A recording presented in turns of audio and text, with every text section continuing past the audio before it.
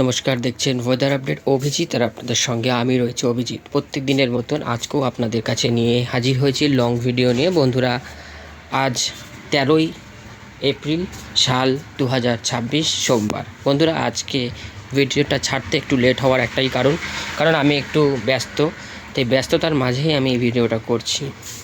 তার জন্য আমি আপনাদের কাছে ক্ষমা প্রার্থী। আজ এই সময় আমি ভিডিওটা যখন করছি তার টাইমটা হলো বিকেল 5টা 51।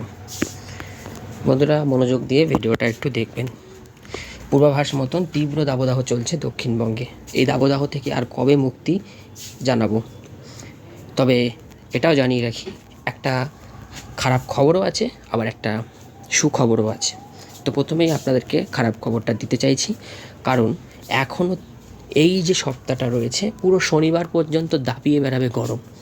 একদম ঠিক শুনেছেন, এটাই হচ্ছে খারাপ খবর। দাপিয়ে বেড়াবে গরম পুরো শনিবার পর্যন্ত, অর্থাৎ পুরো শনিবার পর্যন্ত দাপিয়ে গরম বেড়াবে। আজকে এই মুহূর্তে কলকাতার তাপমাত্রা 31 ডিগ্রি, তবে দুপুরবেলার দিকে কিন্তু অত্যন্ত বেশি ছিল, বিশেষ করে দুপুর 12টার দিকে। এখানে 35 দেখাচ্ছে, বাট এটা 35 ছিল না, ছিল আজকে 39।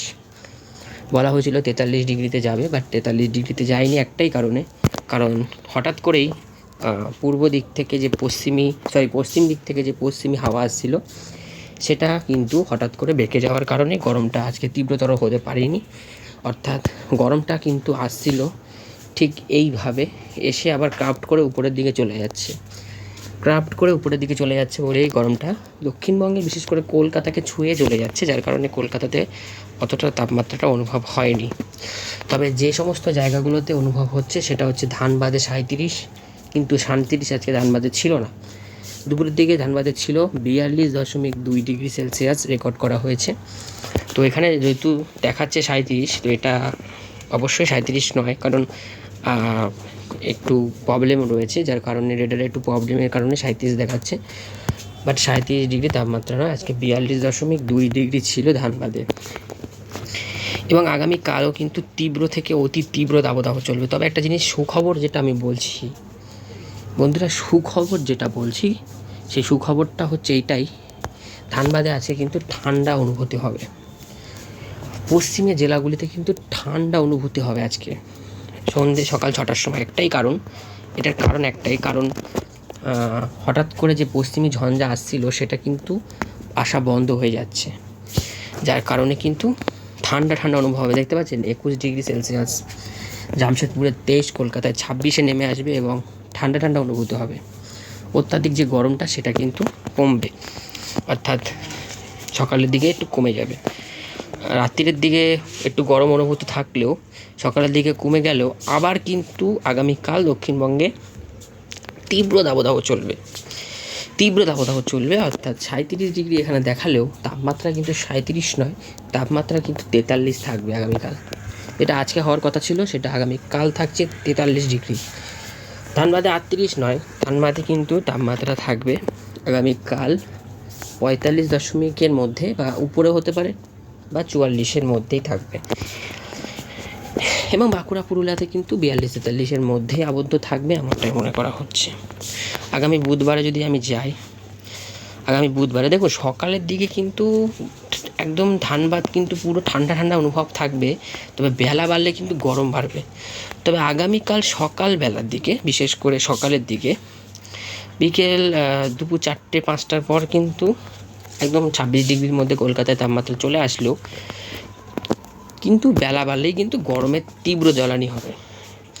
তবে হ্যাঁ, আগামী রবিবার থেকে দক্ষিণবঙ্গে আসতে চলেছে স্বস্তির বৃষ্টি। ঠিকই শুনেছেন, যেটা বলা হচ্ছিল 25 তারিখ থেকে, একদমই নয়, সেটা রবিবার থেকে, অর্থাৎ আবারও রবিবার, অর্থাৎ 19 তারিখ থেকে কিন্তু বৃষ্টি বাদলা আসতে চলেছে দক্ষিণবঙ্গের কপালে। শুধু দক্ষিণবঙ্গ নয়, দক্ষিণবঙ্গের পুরো এই অংশটা আমি দেখিয়ে দিচ্ছি। পুরো এই অংশটা, মানে পুরো এই কলকাতার সমেত অংশটা, এবং বাংলাদেশের দক্ষিণের অংশটা, উত্তরে নয়, দক্ষিণের অংশটা, এবং ত্রিপুরার কিছুটা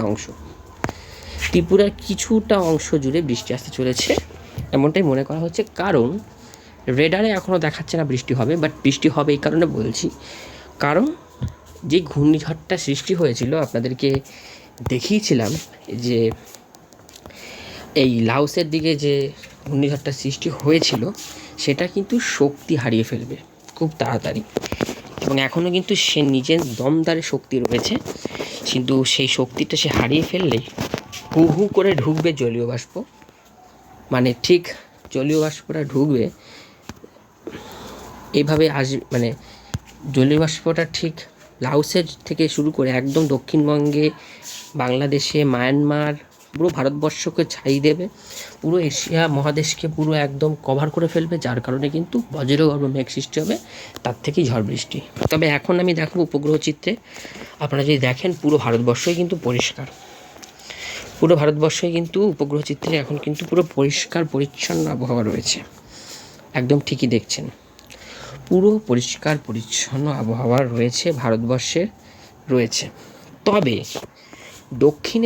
ভারতের দক্ষিণের দিকে কিন্তু বজ্রগর্ভ মেঘের সৃষ্টি হচ্ছে, এটার একটা কারণ আছে। এই কারণটা হচ্ছে যে ঘূর্ণিঝড়টা সৃষ্টি হয়েছে সেটা কিন্তু দুর্বল হতে ইতিমধ্যে শুরু করেছে, বাট তার শক্তি থাকলেও সে দুর্বল হচ্ছে, কিছুটা জলীয় বাষ্প ঢুকছে দক্ষিণে ভারতের দিকে, যার কারণে কিন্তু দক্ষিণ ভারতের কেরালার দিকে কিন্তু ঝড় বৃষ্টির পূর্বাভাস রয়েছে বিকেলের পরে। তবে দক্ষিণবঙ্গ কিন্তু এখনও নিরাশা হয়েই থাকবে, দক্ষিণবঙ্গের কপালে কিন্তু এখনই ঝড় বৃষ্টি নেই, দেখতেই পাচ্ছেন পুরো পরিষ্কার পরিচ্ছন্ন আবহাওয়া থাকবে। এখনও পর্যন্ত দক্ষিণবঙ্গের কপালে কোনো বৃষ্টি নেই, না আছে উত্তরে না আছে দক্ষিণে। তবে বাংলাদেশে দেখতে পাচ্ছি একদম পূর্ব ভাগের দিকে একটু মেঘ জন্মেছে, এর থেকে হালকা থেকে মাঝারি বৃষ্টি পূর্বাভাস রয়েছে কোথায় কোথায়, আপনাদের দেখিয়ে দিচ্ছি। ধারমানাগার, ককুলা, হ্যাঁ, মৌলভীবাজার, এই সমস্ত জায়গায় কিন্তু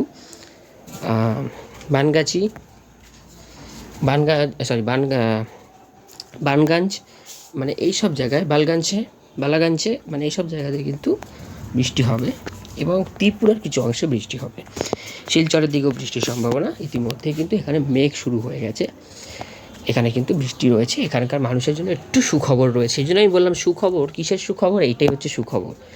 আর সুখবরটা আর একটা হচ্ছে যে রাতের দিকে তাপমাত্রা একটু কমবে। তবে এখনও পর্যন্ত যেটা বলছি, দক্ষিণবঙ্গে কিন্তু ঝড় বৃষ্টি চলবে। তো এই ছিল আজকের আবহাওয়ার খবর, দক্ষিণবঙ্গে ঝড় বৃষ্টি চলবে, সেটা অনুকূল পরিস্থিতি হবে রবিবার থেকে। তো এই ছিল আজকের আবহাওয়ার খবর, কেমন লাগলো অবশ্যই জানাবেন। চ্যানেল নতুন হয়ে থাকলে চ্যানেলটাকে সাবস্ক্রাইব করে পাশে থাকবেন, ওয়েদার আপডেট অভিজিতের পাশে থাকবেন। তো চলুন, সবাইকে টাটা, ভালো থাকবেন, সুস্থ থাকবেন, টাটা।